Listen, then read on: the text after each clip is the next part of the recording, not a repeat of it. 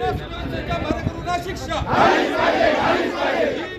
सोमनाथ मारेकरूंना शिक्षा परभणी पोलीस प्रशासनाचा परभणी पोलीस प्रशासनाचा परभणी पोलीस प्रशासनाचा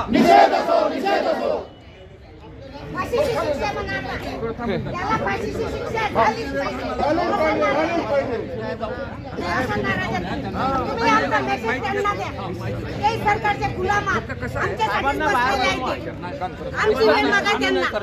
त्यांची वेळ सांगतो आम्ही पोलीस प्रशासनाचा परभणी पोलीस प्रशासनाचा भीम सैनिक सोमनाथ सूर्यवंशी अमर रहे.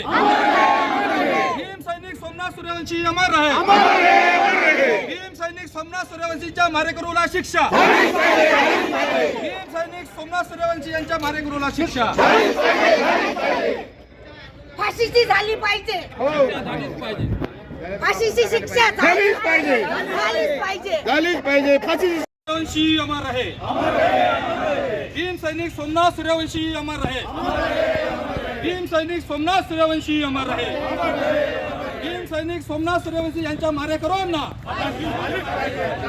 भीम सैनिक सोमनाथ सूर्यवंशी यांच्या मारेकरूला भीम सैनिक सोमनाथ सूर्यवंशी यांच्या मारेकरूंना परभणी पोलीस प्रशासनाचा बहुजन समाज पार्टीचा बहुजन समाज पार्टीचा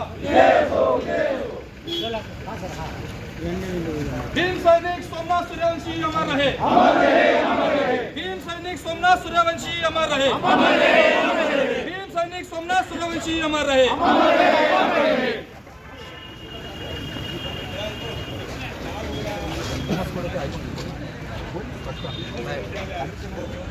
नेहमी आपण आरडीसी माझं म्हणणं काही दृष्टीमध्ये आहे. कारण जाय पण आपण नेहमी जर समजा आरडीसी आपण जर असं केलं तर कसं का होईल. आम्ही निवेदन प्रमुख कोणाला देणार आहोत.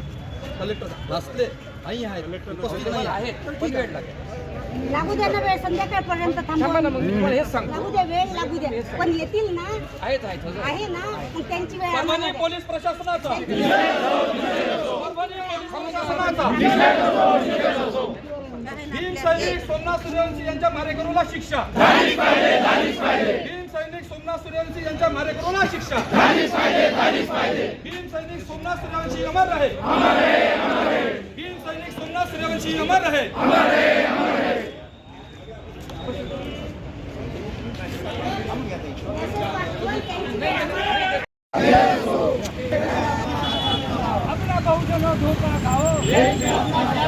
परभणी पोलीस प्रशासनाचा परभणी पोलीस प्रशासनाचा भीम सैनिक शहीद सोमनाथ सूर्यवंशी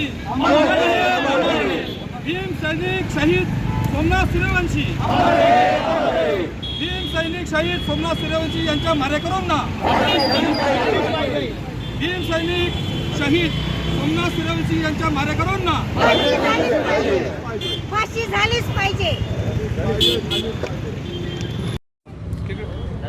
आज बहुजन समाज पार्टी अमरावती जिल्ह्याच्या वतीनं परभणी येथे जो गेल्या 10 तारखेला डॉक्टर बाबासाहेब आंबेडकर यांनी लिहिलेल्या संविधानाची प्रतिकृतीची जी तोडफोड त्या ठिकाणी करण्यात आली आणि त्या प्रित्यर्थ परभणी येथील स्थानिक बांधवांनी मोठ्या संख्येनं त्या ठिकाणी मोर्चाचं आयोजन केलं होतं. त्या ठिकाणी निषेध व्यक्त केला होता आणि निषेध व्यक्त करत असताना जे काही पोलीस आणि आपले बांधव भीमसैनिक यांच्यामध्ये जे काही चकमक झाली तर त्या प्रित्यर्थ तेथील स्थानिक पोलिसांनी तेथील सर्व भीमसैनिकांना मोठ्या प्रमाणात अटक केली आणि निर्दोष असलेल्या सर्व भीमसैनिकावर मोठ्या प्रमाणात गुन्हे दाखल केले.